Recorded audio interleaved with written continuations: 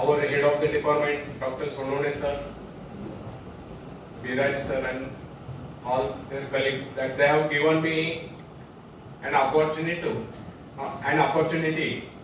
to speak this youth. Myself, Dattatreya Ahir. I am the ex-principal of Government ITI. Basically, I am also engineer. Basically, I am electrical engineer. I have been worked as an electrical engineer at Koyna Hydroelectric Project for 2 years. 1 year at Chandrapur Thermal Power Station. Then after I joined to Government Technical College as a lecturer and worked as a lecturer for 13 years. Then after, meanwhile I have completed Section A and Section B of exams of Institution of Engineers and get degree of AMI, is Associated Member of the Institution of Engineers. Now I am the member of the Institution of Engineers. Then after I get promoted through MPSC and worked as a principal to various government ITIs and retired in August 2019. And this is my hobby, to deliver motivational speeches to Indian youth. So today I am speaking on Atmanirbharta, means self-reliance. आत्मनिर्भरता का meaning बता सकते हैं आप?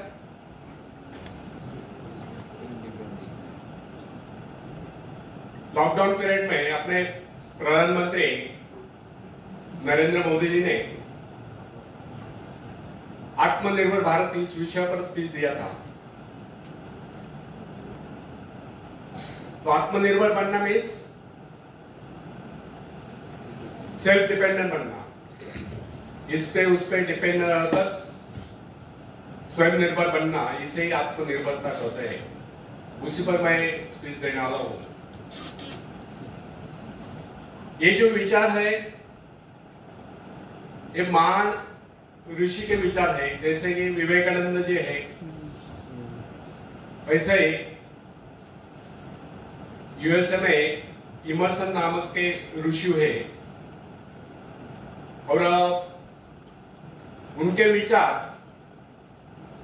वहां के एक medical हस्ती थी, एमडी हो चुके थे स्वेट मॉर्टन.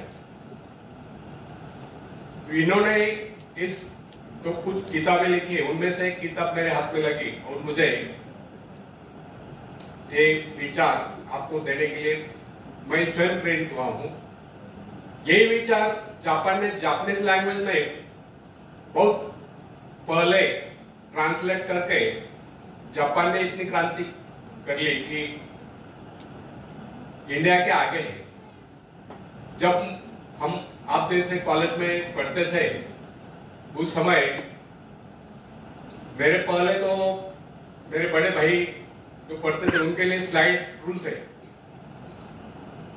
तो स्लाइड रूल से कैलकुलेशन करते थे, मल्टीप्लिकेशन, डिवाइडेशन. वो स्लाइड रूल आउटडेटेड हो गए. उस समय कैलकुलेटर आए थे, कैसियो का कैलकुलेटर, वो सिर्फ जापान में तैयार होता था. और उस समय यानी कि करीब से करीब 40 बरस पहले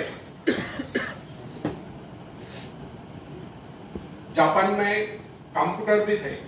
आज के एडवांस कंप्यूटर जो है अपने यहाँ, कभी कंप्यूटर नहीं थे अपने यहाँ. तो जापान ने उस समय वो विचार जो थॉट्स है, पॉजिटिव थॉट्स, वो वहां के यूथ को उनके दिमाग में भर दिए और उन्हें ऐसी क्रांति आ गई कि उन्होंने पूरा जापान एक तीसरी थर्ड पावर बनी थी वर्ल्ड में. तो उसी पर मैं, उसमें से एक टॉपिक है आत्मनिर्भरता, इस पर मैं बोलने वाला हूं. शायद आपको कुछ बातें कड़वी लगेगी, शायद आप गरीब हो, अमीर हो, कुछ भी हो, आपको कड़वी नहीं लगनी चाहिए, ये पॉजिटिवली लेने का है। तो फ्रेंड्स, आत्मनिर्भर बनने की क्षमता वास्तव में हर व्यक्ति में होती है, परंतु बहुत ही कम लोग ऐसे होते हैं जिन्हें अपने ऊपर विश्वास हो। दूसरों का सहारा ढूंढना तो उनकी आदत सी बन जाती है।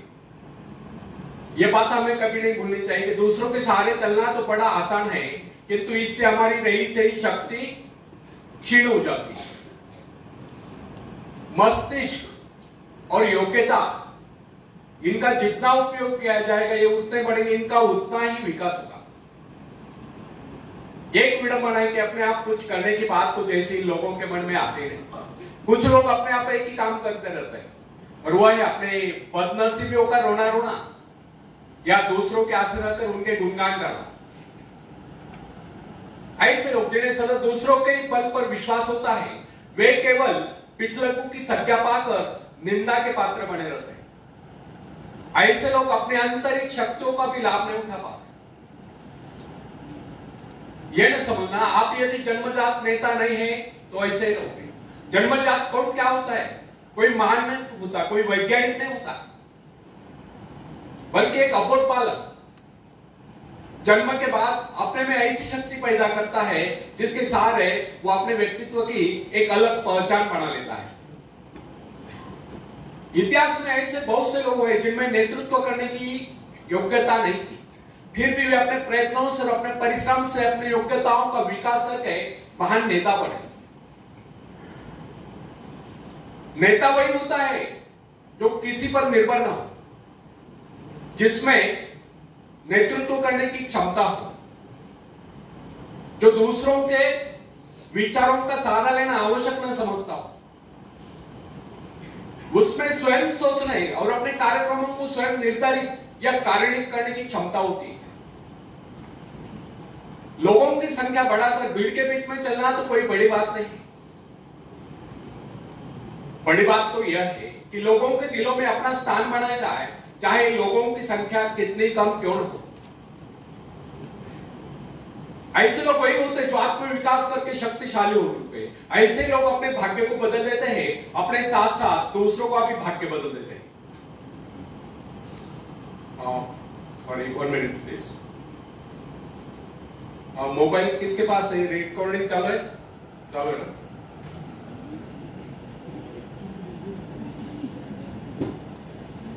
फ्रेंड्स,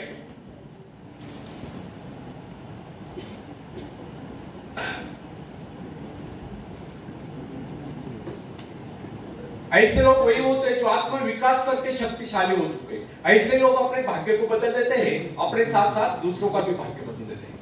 आज के युग की विडंबना यह है कि हर कोई किसी न किसी का सहारा ढूंढते नजर आता है। किसी को अपने धन का सहारा लेना पड़ता है तो किसी को अपने मित्र का, कुछ तो अपने वंश पर एक फूले नहीं समाते। ऐसे तो बहुत कम लोग होते जिन्हें अपने ऊपर पूरा विश्वास है। दूसरों की शक्ति पर जीने वालों का एक मनोविज्ञान यह भी होता है कि ऐसे लोग सदैव किसी न किसी को दोषी ठहराकर अपना पक्ष बचाने के अवसर ढूंढा करते हैं। वास्तविकता यह है, इस प्रकार की आदत कायर प्रकृति की परिचय है। आत्मनिर्भर बनिए या आत्मनिर्भर बनने की आदत डालिए। आदत का आरंभ उस समय होता है जब एक बच्चे को उसका पिता कोई विशेष कार्य करने को कहता है तो वह संतुष्ट नहीं होता,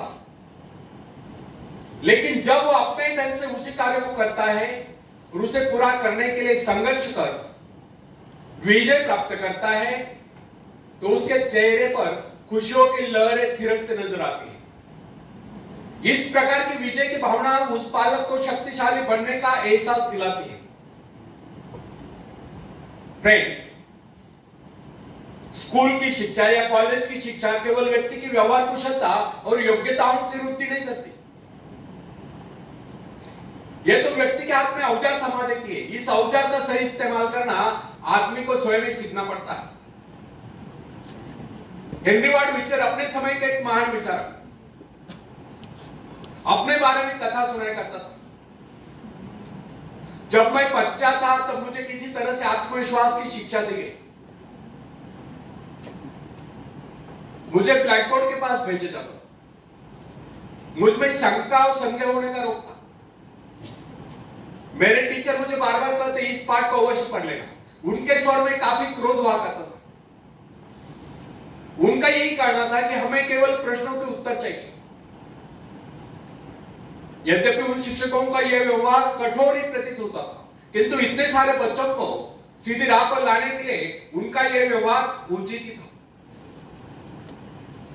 और इस व्यवहार का ही नतीजा था कि 1 मास से भी कम समय में, विद इन अ मंथ, मैं उन सभी सवालों के जवाब निकलने लगा जो मुझे सबसे कठिन लगता था। एक दिन मुझे ब्लैक बोर्ड पर एक सवाल हल करने को कहा गया। जैसे मैंने इस सवाल को हल किया, टीचर बड़े कठोर अंदाज में बोले, बिल्कुल गलत। अब मेरे पश्चात उन्होंने किसी दूसरे छात्र को बुलाकर उसी सवाल को हल करने को कहा। उसने उसी तरीके से सवाल को हल किया जिस तरीके से मैंने किया था। मेरा और उसका जवाब एक था। फिर टीचर उसकी पीठ थपथपा कर बोले, शाबाश, तू तो इस सवाल को हल करने में सफल हो गया। अब मुझसे रहा न गया, मैंने तुरंत खड़े होकर पूछा, सर, यदि इसका और मेरा जवाब एक है, सुलझाने का तरीका एक है, फिर आपने मुझे डांट कर गलत क्यों कहा था? तब टीचर बोले, यह बात तूने पहले क्यों नहीं कही जब मैंने तुझे गलत कहा था? फ्रेंड्स, केवल पाठ को याद करने से कोई मतलब नहीं। हमारे भीतर यह दृढ़ विश्वास होना चाहिए कि जो कुछ हमने याद किया उसे कोई काट नहीं सकता। इसे ही आत्मविश्वास कहता है। और जिनमें ये आत्मविश्वास होता है वही तर्क दे सकता है, वही बस यानी कि चर्चा कर सकता है। लेकिन जिसे स्वयं अपने ऊपर ही विश्वास न हो, वह क्या तर्क करेगा? उसके तो अच्छे कार्यों को भी अगर हमने गलत कहा तो उसे यही समझ लेना होगा, हो सकता है वो गलत हो। फ्रेंड्स, मनुष्य को भ्रम होता है कि अकेले काम करने से अच्छा किसी दूसरों की सहायता लेकर काम करना होता है। लेकिन अपने ऊपर विश्वास करके पूरी लगन से अगर कार्य को किया जाए तो उसमें सफल होने की आशा दोगुनी हो जाती है। हर महत्वाकांक्षा का अर्थ होता है अपनी शक्तियों का परीक्षण करना। लेकिन दूसरों की नकल करने, दूसरों पर निर्भर रहने से व्यक्ति में दुर्बलता ही तो आती है। शक्ति तो हमारे स्वयं के मेहनत करने से आती है। अखाड़े के पास बैठकर हम अपने शरीर को शक्तिशाली नहीं बना सकते, या दूरदर्शन पर एक्सरसाइज प्रोग्राम देखकर हम अपने शरीर को तंदुरुस्त नहीं बना सकते। इसके लिए हमें स्वयं ही व्यायाम करना होगा, स्वयं ही एक्सरसाइज करनी होगी। फ्रेंड्स, यदि आप जीवन में सफलता चाहते हैं तो इसके लिए आपको स्वयं ही प्रयास करना होगा। स्वयं में उस रास्ते पर चलना होगा जो आपको उन्नति की ओर ले जाता है, और वह रास्ता है आत्मविश्वास का। अपनी शक्ति को पहचान कर आप सफलता प्राप्त कर सकते हैं, या अपनी योग्यताओं को पहचान कर आप सफलता प्राप्त कर सकते हैं। मगर यदि आप यह सोचते हो कि संसार में कोई दूसरा व्यक्ति काम कर रहे और सफलता हमें प्राप्त हो, तो ऐसे कैसे हो सकता है? जो लोग बच्चों को इस प्रकार जीवन क्षेत्र में उतरना चाहते हैं कि वे बिना किसी संघर्ष के, बिना कोई कष्ट उठाए आगे बढ़े, तो वे उनकी राह में कांटे बिछाते हैं। संतान को ऐसा बनाना है कि वह किसी भी प्रकार के संघर्ष का सामना करने में अयोग्य हो, तो इसका सीधा अर्थ यह हुआ, वे लोग अपनी संतान का भविष्य शुरू से बिगाड़ रहे हैं। संतान को सुख और ऐश के झूले में झुलाने वाले मां बाप संतान के सबसे बड़े दुश्मन होते हैं। दूसरों की तो छोड़ो, भी उससे स्वयं को पहुंचाने की जहमत या स्वयं को पहुंचाने के कष्ट भी उठाने नहीं देते। बच्चों को भी समझना चाहिए, स्वर्ग जाने के इच्छुक को स्वयं ही मरना पड़ता है। स्वर्ग वही जाएगा जो मरेगा, दूसरा कोई नहीं जा सकता। इसी प्रकार जीवन का सच्चा आनंद वही पाएगा जो अपनी आत्मा की शक्ति को पहचाने। फ्रेंड्स, यदि आप किसी कार्य में कामयाबी चाहते हो तो उसके पीछे अपनी पूरी शक्ति लगा देना। नवयुवकों का या नवयुवतियों का स्वभाव होता है सड़ना, सीखना, अनुसरण करना।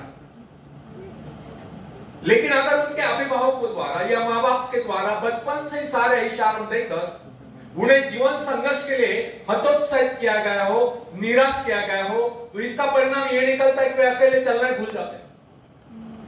उनकी हालत पैसा के ऊपर चलने वाली हो जाती है। फिर तमाम उम्र वे बिना किसी सहारे के चल ही नहीं पाते। इसलिए फ्रेंड्स, यदि जीवन में कुछ करना चाहते हो, कुछ बनना चाहते हो, तो अपनी सहायता स्वयं करें।